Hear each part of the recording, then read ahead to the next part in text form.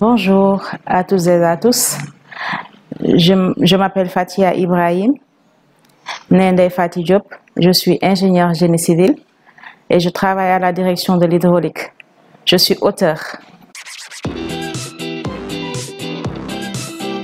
Je suis arrivée à l'écriture par passion. Je pense que c'est une fibre qui m'a été donnée par mon prof de français. À l'époque, j'étais en 5e secondaire et on a beaucoup partagé sur l'écriture. C'est là-bas d'où est venue ma passion.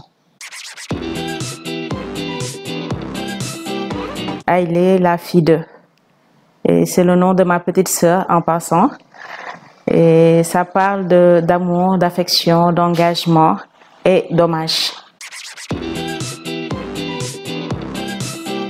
choix du titre, c'était très facile.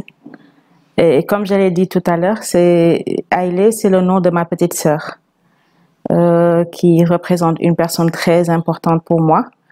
Donc, j'ai pas cherché loin. Et en passant, je fais hommage à toute ma famille. C'était le moyen le plus simple de pouvoir exprimer ce que je ressentais.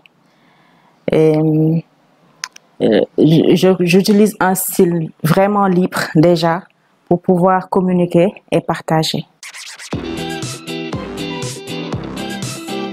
L'amour avec un grand A, comme l'affection avec un grand A, parce que je suis quelqu'un de très sentimental et je partage beaucoup avec les gens, que ce soit les gens de ma famille, que les personnes extérieures. Et je pense que c'est le seul sentiment qui peut aider l'humanité. Et c'est pratiquement en voie de disparition.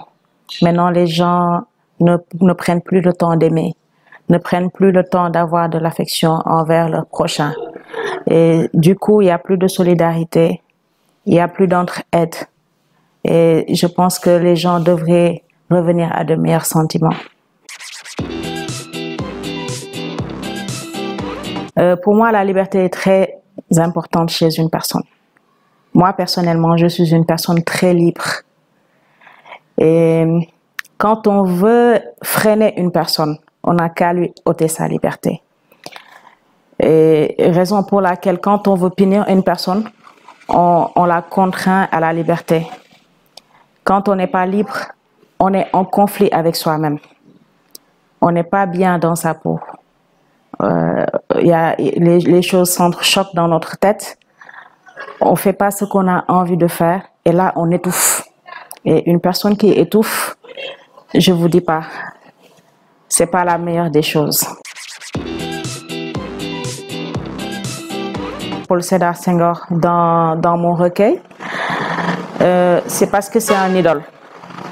Et je pense que plusieurs poètes, que ce soit de ma génération ou bien de la génération antérieure, l'ont eu comme idole. Il a beaucoup contribué à la littérature africaine et son style d'écriture me plaît beaucoup. Et je pense que c'est l'une de mes sources d'inspiration parce que j'ai un style libre. Et lui, son style était libre et il atteignait beaucoup de cœurs et ses messages étaient forts. Je suis une panafricaine. J'adore mon pays, j'adore mon continent. Et on dit souvent que l'avenir d'un peuple, c'est les jeunes, c'est les enfants, c'est la jeunesse. Si ces enfants-là, déjà, à bas âge, on leur apprend la guerre, on leur apprend à s'entretuer, quel sera l'avenir de notre continent? Il faut que les gens prennent des initiatives pour ces enfants-là. Ils ont besoin de paix, ils ont besoin de bien-être, ils ont besoin d'aller à l'école. Ils ont droit à tous les droits de l'enfant. Et moi, j'ai jugé nécessaire d'en parler parce que peut-être on est au Sénégal, les enfants ici, ils sont en paix, mais les autres enfants aussi, ils en ont besoin. C'est un cri de solidarité. Et je pense que c'est très important que les gens créent des initiatives pour que cette guerre s'arrête dans ces pays-là, comme le Rwanda, l'Éthiopie. Germination.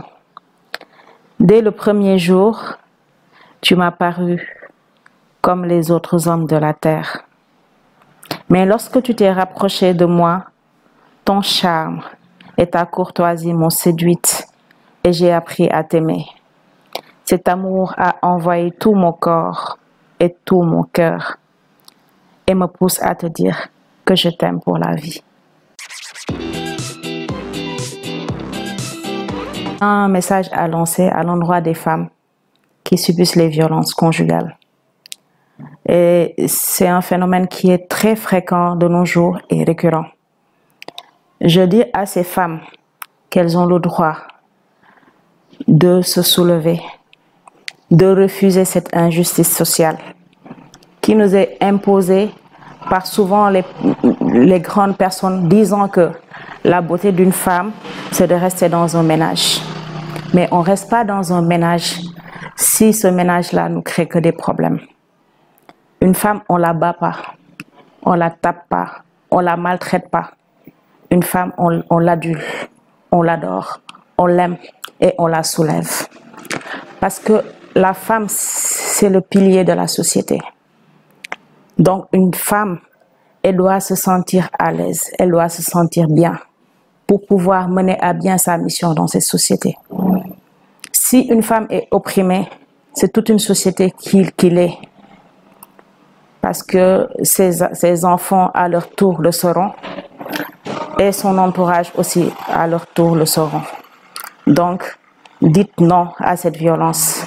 Ne restez pas avec un homme qui vous bat.